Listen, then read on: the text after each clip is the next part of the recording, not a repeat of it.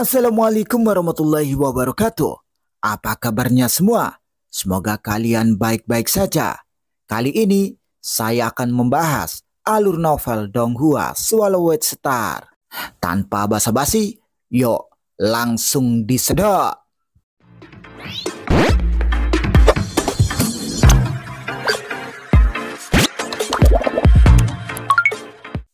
Melanjutkan dari cerita sebelumnya. Masih dalam percakapan antara Luo Feng dan Kaisar Qing. Ngomong-ngomong, apakah harta karun rahasia yang ditinggalkan Kaisar Yuan sulit untuk dijual? Tanya Kaisar Qing. Benar, cukup sulit untuk menjualnya. Aku hanya menjual 2 dari 5, kata Luo Feng. Dia melambaikan tangannya dan 3 harta rahasia yang tersisa, yaitu jubah merah, sepatu bot tempur, dan sarung tangan muncul. Kaisar Qing memandanginya dan berkata, menjual 2 yang paling berharga dan meninggalkan 3 yang paling umum. 3 harta rahasia dari periode awal Kaisar Dewa. Bagaimana kalau begini? Aku akan membelinya kembali dan menjadikannya total 10.000 kristal hunyuan. 10 kristal hunyuan bernilai 10 miliar poin. Baiklah, Luo Feng tersenyum dan mengangguk. Kaisar Qing melambaikan tangannya dan setumpuk kristal hunyuan yang berkilauan melayang di sampingnya. Mata Luo Feng berbinar. Setiap kristal hunyuan ini tampak seukuran jari, semuanya sangat bulat, dan aura alami yang dipancarkannya membuat Luo Feng ingin menyerapnya. Kristal hunyuan adalah mata uang universal di luar dunia asal. Kaisar Qing menjelaskan, kristal ini dibuat dari saripati kekuatan hunyuan tak terbatas yang diekstraksi oleh makhluk hidup hunyuan yang telah melompat keluar dari kandang. Setiap kristal berukuran sangat kecil sehingga cocok untuk kita perdagangkan. Luo Feng melambaikan tangannya untuk menyingkirkan tumpukan kristal hunyuan, tetapi dia tetap menyimpan 3 kristal di tangannya dan merabanya dengan hati-hati. Kristal hunyuan bermanfaat untuk pengembangan semua kehidupan di dalam kandang, kata Kaisar Qing. Mata uang universal. Luo Feng mengerti dan memperhatikan dengan seksama 3 kristal hunyuan di telapak tangannya. Menyerapnya akan membantumu berlatih, namun kamu harus bersikap moderat. Pada tahap awal kekuatan Kaisar Dewa, jangan menyerap lebih dari 100 kristal per era. Jika jumlah yang diserap terlalu besar, efeknya akan semakin buruk atau bahkan sama sekali tidak efektif, kata Kaisar Qing. Setiap praktisi memiliki kekuatan fisik dan jiwa yang berbeda, jadi jumlah yang paling cocok juga berbeda. Ini mengharuskan Anda untuk mengeksplorasi secara perlahan dalam latihan. Singkatnya, begitu Anda merasa efeknya semakin buruk, Anda harus segera mengurangi jumlahnya. Kaisar Qing mengingatkan. Selama Anda mempertahankan dosis rendah, efek kristal hunyuan akan selalu lebih baik. Anda dapat menggunakannya sampai Anda melompat keluar dari kandang. Luo Feng memuji. Ini benar-benar ajaib. Saudara Yena, jika metode rahasia sudah dibuat dan semuanya sudah siap, beritahu aku kapan saja. Kaisar Qing menyerahkan sebuah token kepada Luo Feng. Jika saatnya tiba, hancurkan token itu dan aku akan segera merasakannya. Baiklah, jika aku sudah sepenuhnya siap, aku akan memberitahu saudara Qing. Saat aku akan meninggalkan benua asal. Luo Feng langsung setuju. Kaisar Qing tersenyum dan mengangguk, lalu segera pergi. Di negara kuno Yanfeng, kota Qing, di istana Kaisar Qing, Kaisar Fu, Kaisar Yan, Kaisar Zhufeng, Kaisar Zhou, dan 11 kaisar lainnya, baik yang nyata maupun inkarnasi, telah berkumpul di sini. Kaisar Qing bertarung dengan penguasa galaksi, dan penguasa galaksi akhirnya merilis menara 9 lantai yang tampaknya mengalahkan Kaisar Qing. Para kaisar ini sedikit ketakutan. Negara kuno Yanfeng berada jauh di atas, dan kepercayaan terbesar ada pada leluhur Yanfeng dan Kaisar Qing. Kaisar King muncul di singgasana di aula. "Kaisar King!" Ke-11 kaisar memandang Kaisar King. Kaisar King menatap orang-orang ini, mengerutkan kening dan menggelengkan kepalanya. "Penguasa galaksi ini sangat kuat. Dia bahkan memiliki harta rahasia yang sangat kuat. Dengan harta rahasia tipe menara itu, aku tidak bisa mengalahkannya." Ke-11 kaisar pun kebingungan. Bahkan Kaisar King tidak bisa mengalahkannya. Kekuatan benua asal terbatas. Bahkan jika leluhur mengambil tindakan, ia harus bergantung pada harta rahasia yang kuat untuk menekan penguasa galaksi. Jika dia pun menekannya, ia juga tidak dapat melukainya. Fondasi penguasa galaksi ini telah terbentuk. Kaisar King menggelengkan kepalanya pelan, lalu menghilang. Hanya ke-11 kaisar yang tersisa saling memandang satu sama lain. Bahkan jika leluhur mengambil tindakan dan menggunakan harta rahasia, dia tidak dapat melukai penguasa galaksi ini. Kaisar Yan kecewa. Kaisar Fu menghela nafas dan berkata, "Kami, para kaisar, tidak dapat melakukan apapun terhadap leluhur Guntur dan leluhur Kutub Timur. Sekarang bertambah satu, yaitu penguasa galaksi. Sepertinya kita hanya bisa menahan kebencian Kaisar Yuan." Kaisar Kong mendesah di samping. "Kaisar Kong, jangan menertawakan kemalangan orang lain." Kaisar Yan menegur di sampingnya. "Aku mengatakan yang sebenarnya. Beranikah kau membalas dendam?" Kaisar Kong mencibir dan pergi dengan satu langkah. "Sudahlah, ayo pergi." Kaisar Zhou, Kaisar Zhu Feng, dan yang lainnya juga pergi satu persatu. Kaisar Fu merasa sangat gelisah. Penguasa galaksi ini sangat kuat. Dengan harta karun rahasia di tangannya, dia dapat menekan Kaisar King. Apakah dia benar-benar luoi? Saat ini, Kaisar Fu tidak begitu percaya diri. Dengan kekuatannya, akankah dia mau meninggalkan benua asal bersamaku? Kesenjangan kekuatannya terlalu besar dan penguasa galaksi mungkin tidak akan memperhatikannya. Latihan, bagaimanapun juga, aku harus bergantung pada diri sendiri. Seseorang harus cukup kuat. Kaisar Fu berkata dalam hati, "Aku harus menemukan cara untuk mencapai alam tertinggi." Kaisar Fu juga sangat tertekan. Siapapun yang memiliki sedikit pengetahuan dapat melihat bahwa Kaisar King kalah dalam pertempuran ini. Hal ini mengejutkan para praktisi benua asal, karena ada konsensus di benua asal, jika leluhur kedua negara tidak mengambil tindakan, Kaisar King tidak akan terkalahkan. Dan kali ini, penguasa galaksi menguasai menara 9 lantai dan menekan Kaisar King. Di negara kuno Guntur kita, selain para leluhur, tidak ada seorang pun yang lebih tinggi dari Raja Dewa.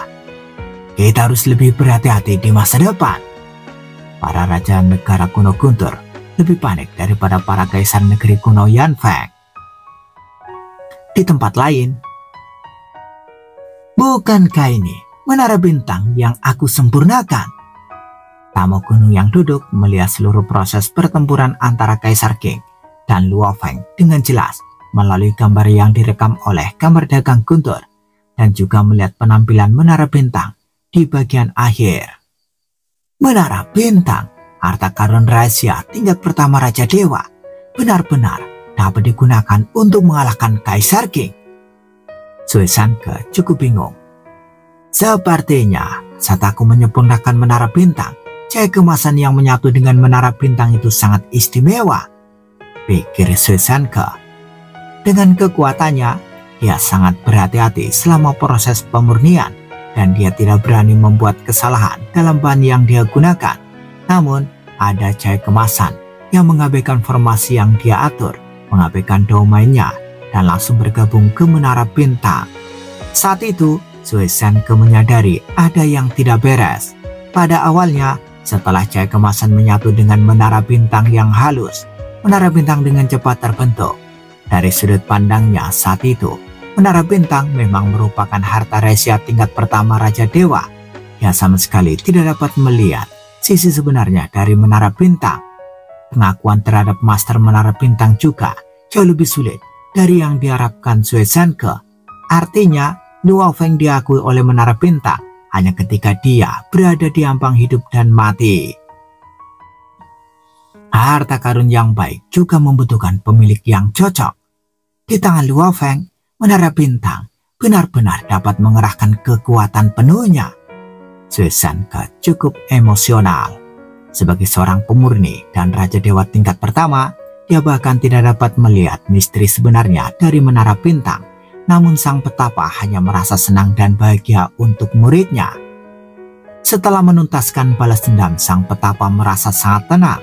Yang paling ia pedulikan sekarang adalah muridnya, Luo Feng. Ia akan senang jika muridnya bisa lebih bersinar. Orang kecil yang keluar dari bumi telah berdiri di puncak benua asal tanpa menyadarinya. Sang petapa berpikir dan tersenyum.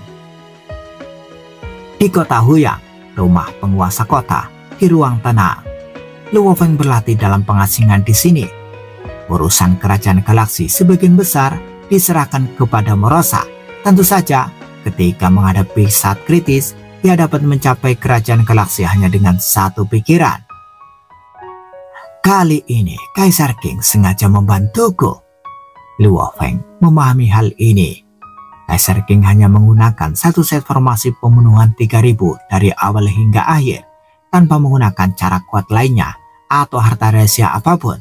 Jika dia benar-benar mengeluarkan kekuatannya, sulit dikatakan apakah dia bisa mengunggulinya.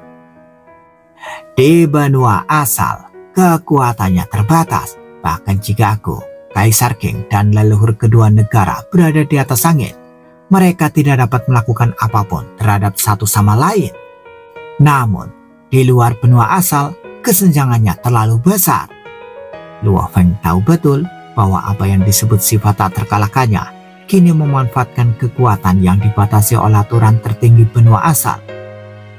Berlatihlah dengan baik, setidaknya aku harus mencapai alam tertinggi. Luo Feng membalikkan tangannya dan kristal Hunyuan muncul di telapak tangannya. Luo Feng menelan harta karun berbentuk bulat seperti giok ukuran jari ini. Dalam sekali teguk, kristal Hunyuan jatuh ke tubuh dan mulai diserap perlahan.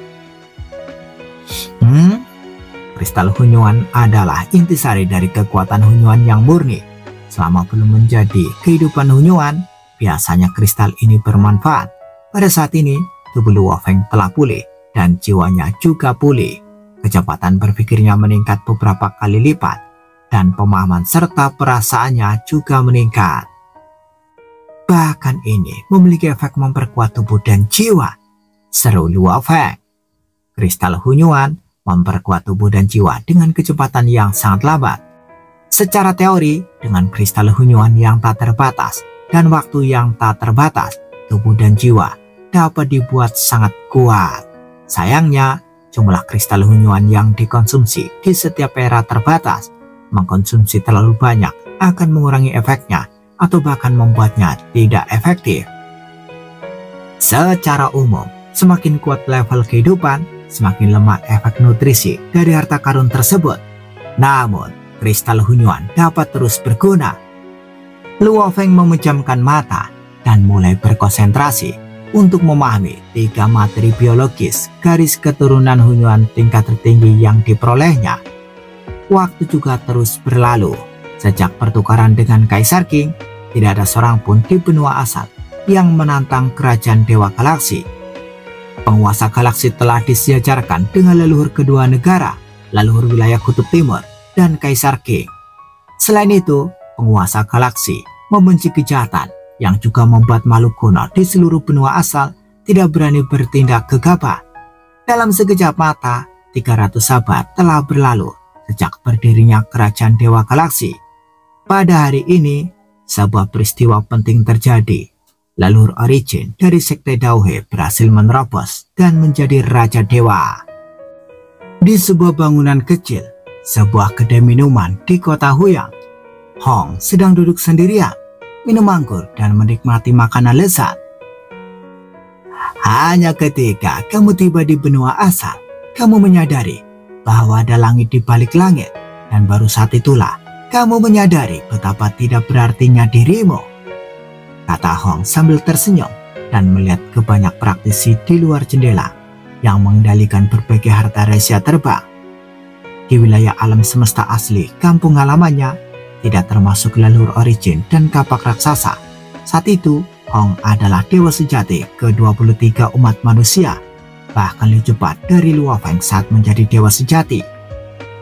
Bakat Hong cukup memukau di antara umat manusia. Kecuali Luo Feng dan leluhur origin, sudah ada 11 orang di ras manusia yang bereinkarnasi dan kembali ke benua asal, dan akulah yang ke-11. Gumam Hong. Hong datang ke benua asal belum lama ini, dan dia merasa bahwa semuanya baru dan aneh. Kota Huyang yang makmur, dengan kehidupan berbagai ras dan sekolah yang berbeda, memiliki terlalu banyak tempat yang layak dijelajahinya. Dewa sejati ruang hampa, dewa sejati abadi, penguasa kekacauan, dan Raja Dewa. Hong berpikir, Raja Dewa terbagi menjadi 3 wilayah, Kaisar dan Raja dari 2 kerajaan kuno, sebanding dengan alam tertinggi Raja Dewa. Di luar alam tertinggi Raja Dewa, terdapat pendiri kedua negara, pendiri wilayah ekstrem timur, Kaisar King, dan penguasa kerajaan galaksi. Kakak ketiga, apakah kamu sudah sampai pada titik ini? Darah Hong sedikit mendidih. Banyak kekuatan di benua asal tidak tahu, tetapi Hong, Penggong, penguasa kota kekacauan, Duansu, dan manusia kuat lainnya semuanya tahu bahwa pemimpin kerajaan galaksi adalah Luo Feng. Di kampung halamannya, Luo Feng juga dikenal sebagai leluhur galaksi. Kakak ketiga, belum lama ini dia datang ke benua asal dan dia sudah berada di atas Raja Dewa. Hong terkejut. Ketika dia masih menjadi penguasa alam semesta, dia sudah tak terkalahkan di seluruh lautan alam semesta. Ketika dia menjadi dewa sejati, dia memecahkan masalah binatang sektor dunia. Dalam lingkungan kultivasi yang keras seperti lautan semesta, dia mampu menjadi dewa sejati abadi. Ketika dia tiba di benua asal, dia melambung ke langit, kata Hong meratap. Dia menyaksikan Luo Feng tumbuh selangkah demi selangkah dari seorang yang lemah. Saat itu, dia adalah kepala kurator dari Extreme Material Art Gym. Luo Feng adalah seorang pejuang muda. Kemudian, Luo Feng tumbuh selangkah demi selangkah dan bahkan membantu dia dan Dewa Petir. Hong bertanya pada dirinya sendiri, dalam lingkungan kultivasi yang keras di alam semesta asli, alasan utama mengapa dia mampu menjadi dewa sejati ruang hampa dan bereinkarnasi serta kembali ke benua asal adalah karena bantuan Luo Feng. Tanpa Luo Feng, leluhur origin mungkin tidak akan pernah dibebaskan. Dari seluruh umat manusia, hanya penguasa kota kekacauan yang memiliki harapan untuk dapat bertahan hidup melalui reinkarnasinya sendiri. Hong, dalam hal bakat dan pemahaman, bahkan tidak termasuk dalam peringkat 5 teratas di antara umat manusia. Saat kau tiba di benua asal, kau akan menyadari bahwa ada banyak orang kuat di sana. Ada para jenius dari benua asal, para jenius yang lahir dari miniatur alam semesta yang tak terhitung jumlahnya, dan para jenius dari 3000 alam semesta asli yang telah bereinkarnasi. Hong berpikir, dibandingkan dengan mereka, aku jauh lebih biasa-biasa saja. Bagi semua manusia yang mampu bereinkarnasi di benua asal, Luo Feng telah menyiapkan sumber daya kultivasi dengan standar tertinggi, sehingga kultivasi mereka berjalan lancar. Namun, Hong, Penggong, Guangming, dan yang lainnya semuanya mengerti. Di kampung halaman, mereka sangat berbakat. Di benua asal, sangat sulit bagi mereka untuk menjadi dewa sejati abadi. Hah? Hong tiba-tiba menerima panggilan itu, dan ketika dia melihatnya, dia tidak bisa menahan ekspresi senangnya. Leluhur origin telah menjadi Raja Dewa. Hong menjadi bersemangat. Hong segera berdiri. Tuan Sen, apakah Anda sudah puas dengan makanan Anda? Pelayan yang melayani di luar gedung kecil itu sangat hormat. Kekuatan Hong tidak layak disebut di kota Huyang. Namun karena Hong adalah murid inti sekte Daohe, para pedagang di kota Huyang tidak berani mengabaikannya. Ya, Hong membayar biaya itu dengan santai, lalu melambaikan tangannya untuk mengendalikan kapal terbang dan dengan cepat langsung menuju ke markas besar Sekte Daohe. Markas besar Sekte Daohe, gua tempat tinggal leluhur Origin. Pada saat ini, para penguasa dari ras manusia terus berdatangan. Saudara Hong ada di sini. Halo Jalan Naga. Hong dan manusia-manusia kuat dari ras manusia secara alami saling mengenal dan menyapa mereka satu persatu. Mereka tidak diragukan lagi adalah kelompok yang paling erat di benua asal. Kubah api. Hong menatap seorang pemuda berambut merah. Paman, Huo Qiong berkata sambil tersenyum. Huo Qiong sebagai murid kedua Luo Feng di wilayah alam semesta asli juga merupakan murid yang paling berbakat. Ngomong-ngomong, dia harus dianggap sebagai kakak laki-laki Mo Yuqingyan dan Xinyo.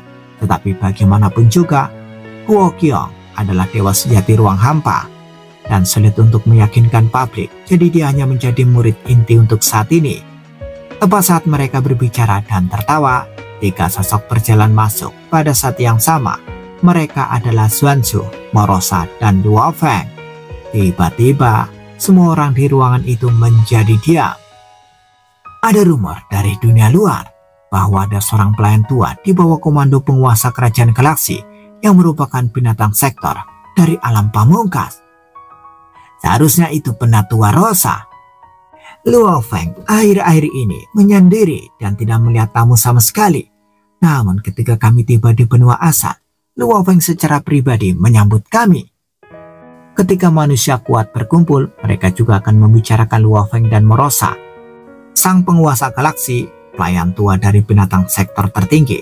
Sungguh terlalu menarik bagi manusia kuat. Saya datang ke benua asal dan berlatih selama 800 tahun. Dan akhirnya menjadi Raja Dewa, kata leluhur Origin sambil tersenyum pada teman-temannya di sekitarnya. Tentu saja saya bisa menjadi Raja Dewa berkat bantuan Luo Feng. Kau tidak bisa menjadi Raja Dewa hanya dengan mengandalkan sumber daya saja.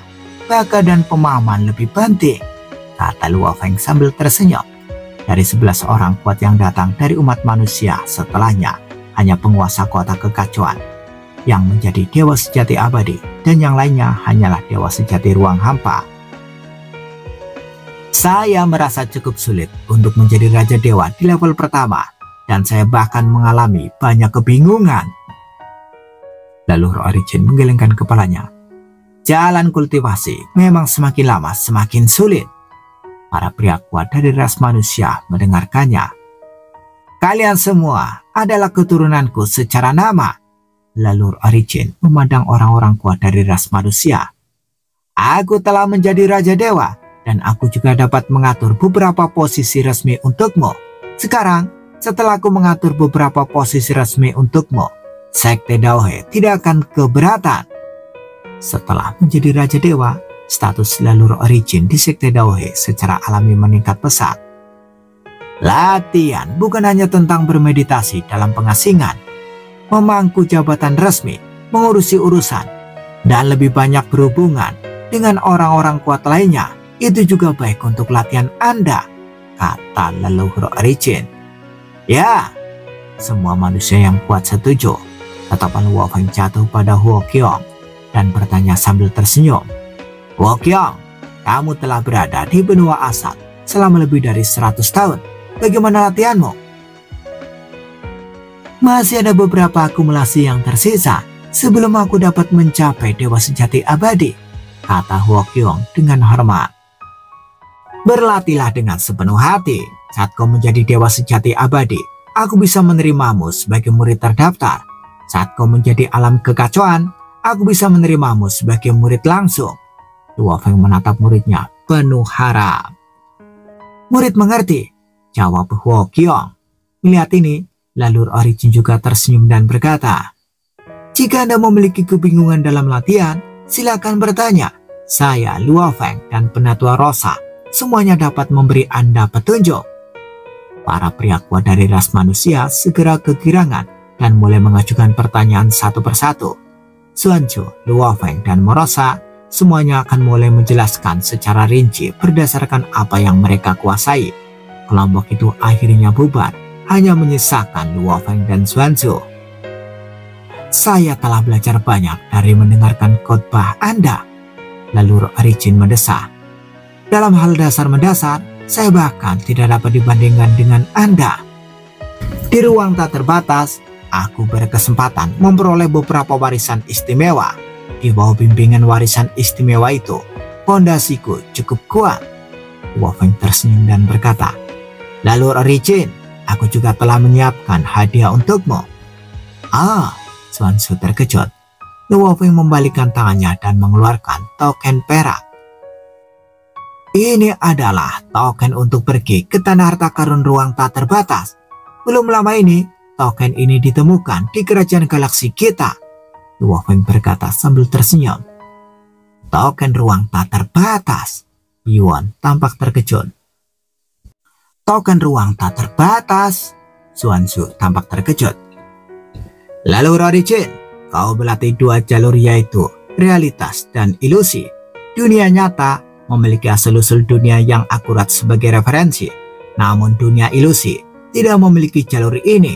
Di seluruh benua asal, mungkin hanya di rumah harta karun ruang tak terbatas, kau dapat menemukan beberapa warisan yang akan membantumu, kata Luo Feng.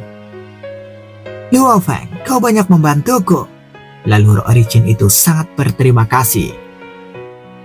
Dalam hal menumbuhkan manusia yang kuat, energiku terbatas, dan Anda seringkali pergi menghabiskan lebih banyak waktu dan tenaga. Bagiku dan seluruh umat manusia, semakin kuat dirimu, itu semakin baik, kata Luo Feng. Lalu Origin melihat token ini dan merasakan hatinya membara. Dia menjadi Raja Dewa karena dia menyadari cabang dari Dao asli dunia. Lagi pula, dengan referensi terperinci, jauh lebih mudah untuk menerobos jalan ilusi. Leluhur asli menemui terlalu banyak rintangan dan sekarang dia penuh kebingungan, bahkan tentang cabang-cabang Dao ilusi. Ini adalah peta ruang tak terbatas. Luo Feng mengkliknya dengan santai dan aliran cahaya terbang ke arah leluhur Origin. Itu juga menandai lokasiku saat ini. Lalu Origin, kau dapat segera bergabung denganku setelah kau pergi ke ruang tak terbatas. Makhluk asli di ruang tak terbatas, semua kekuatan berjuang untuk itu. Kehendak spiritualku telah menyelimuti 12 makhluk asli dan aku dapat memberikannya kepadamu, kata Luo Feng. Baiklah. Lalu Origin memegang token tersebut dan segera menggunakan token tersebut dengan pikiran dan seberkas kesadaran mulai turun ke ruang tak terbatas. Luo Feng sangat menantikannya. Menurut pendapatnya, leluhur Origin mempelajari jalan ilusi dan percaya bahwa ia juga akan unggul dalam hal pikiran dan kemauan, membuka jalan baru dan beri hadiah berupa ruang tak terbatas. Dengan ruang tak terbatas, leluhur Origin seharusnya bisa melangkah lebih jauh, pikir Luo Feng. Dia membantu semua orang yang membutuhkan bantuan, tetapi pencapaian akhir seorang praktisi pada akhirnya tergantung pada diri sendiri. Bersambung, bagaimana kelanjutan kisahnya? Tunggu jawabannya di episode selanjutnya. Dadah, semoga paham.